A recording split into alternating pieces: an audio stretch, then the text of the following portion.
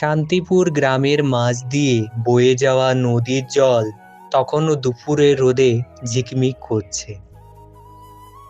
ঘাটের বাঁধানো চাতালে বসে রয়েছে অর্পণ আর রহমত। সামনে একখানা পিতলের থালা, তাতে রহমতের মায়ের দেওয়া এক মুঠো মুড়ি আর নারকেল কোড়া। রহমত নিজের হাতে মাখিয়ে এক গ্রাস অর্পণের মুখে তুলে দেয়, আর অর্পণ দেয় রহমতকে।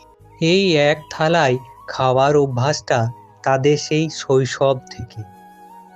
গ্রাম্য সমাজে কানাকানি হয়, জাত ধর্মের দোহাই দিয়ে অনেকে আড়ালে নাক সিটকায়, কিন্তু রহমতের মা হাসেন।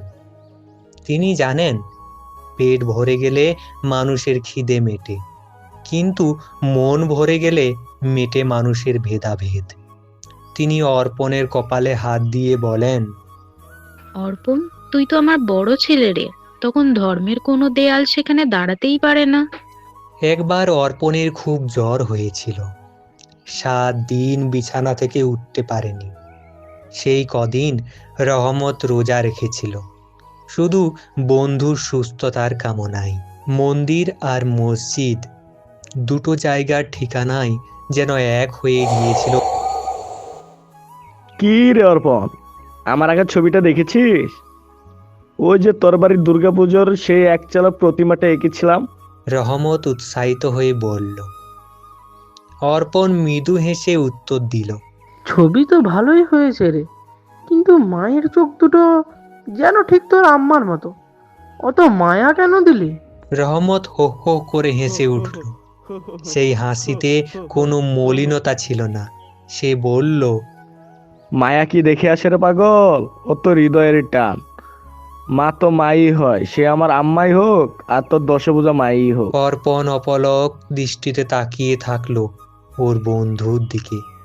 ওরা স্বপ্ন দেখত বড় হয়ে একটা বড় ঘর বানাবে, যেখানে গ্রামের সব গরিব ছেলেমেয়েরা একসাথে বসে এক পাতে খাবে।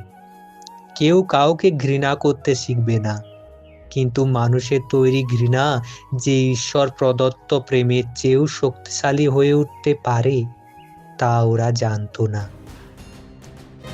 হঠাৎ এক রাতে আকাশটা লাল হয়ে উঠল।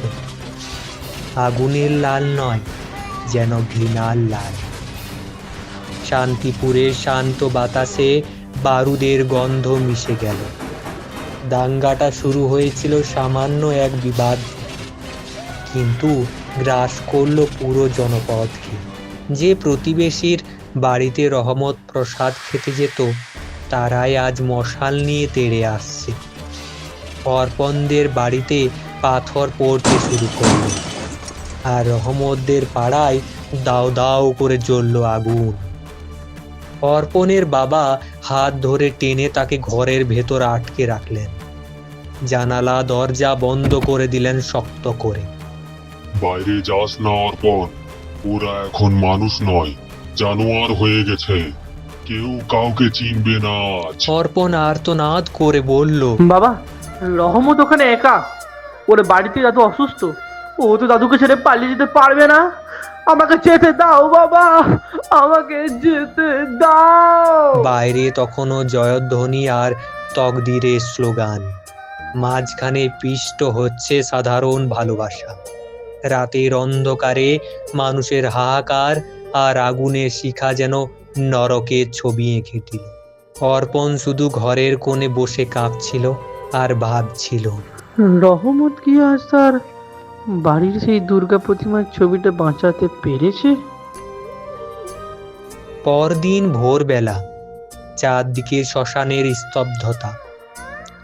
যখন কুয়াশা কাটল, অর্পণ কারো বারণ না শুনেই ছুটে গেল সেই নদীর ঘাটের দিকে, যেখানে তারা রোজ বসত।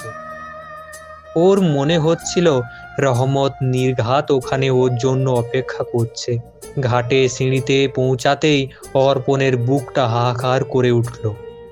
রহমত শুয়ে আছে, তবে ওর সেই পরিচিত হাসিটা নেই। পরনের সেই ধপধপে সাদা পাঞ্জাবিটা আজ টকটকে লাল হয়ে গেছে তার নিজের শরীরের তাজা রক্তে। অর্পণ চিৎকার করে ওর পাশে বসে পড়ল। রহমত, কথা বল। এই থেকে আমি এসেছি, দয়া করে কথা বল ভাই।